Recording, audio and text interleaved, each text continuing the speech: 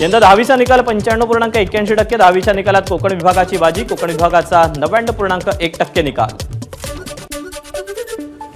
सोलापूरच्या मोहोळ तालुक्यात पापरी गावात झालेल्या मान्सूनपूर्व पावसानं शेतकऱ्यांचं मोठं नुकसान. 2.25 एकरावरची केळीची बाग उद्ध्वस्त. वादळी वाऱ्यासह झालेल्या पावसामुळे बुलढाण्याच्या मलकापूर शहर पोलीस ठाण्याचं छत कोसळलं. पोलिसांवर जीव मुठीत घेऊन काम करण्याची वेळ. दुसऱ्यांचं रक्षण करणाऱ्या पोलिसांची सुरक्षा धोक्यात. सोलापूर जिल्ह्यात मोहोळ पंढरपूर तालुक्याला मान्सूनपूर्व पावसानं झोडपलं. वादळी वाऱ्यासह झालेल्या पावसामुळे फळबागा भुईसपाट.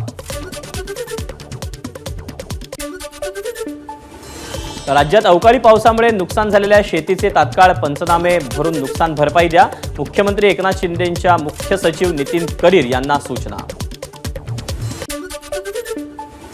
जायकवाडी धरणात 5% पाणीसाठा शिल्लक. धरणातील पाणी आटल्यानं धरणाला भेगा, तर पाणी कमी झाल्यानं धरणातली मंदिरही आली बाहेर.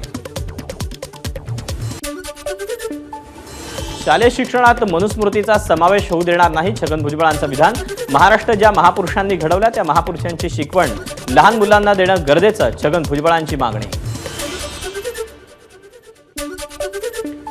मालेगावमधील माजी महापौर अब्दुल मलिक युनिस इसा गोळीबार प्रकरणातील आरोपींना लवकरात लवकर अटक करा, एमआयएमचे अध्यक्ष असुद्दीन ओवेसींची मागणी. माजी आमदार रमेश कदम, ठाकरे गटाचे उपनेते शरद कोळी यांच्यासह 72 जणांवर 1 महिन्याच्या कारावासाची शिक्षा.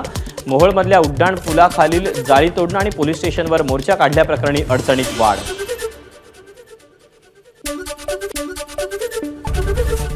एबीपी माझा, उघडा डोळे बघा नीट.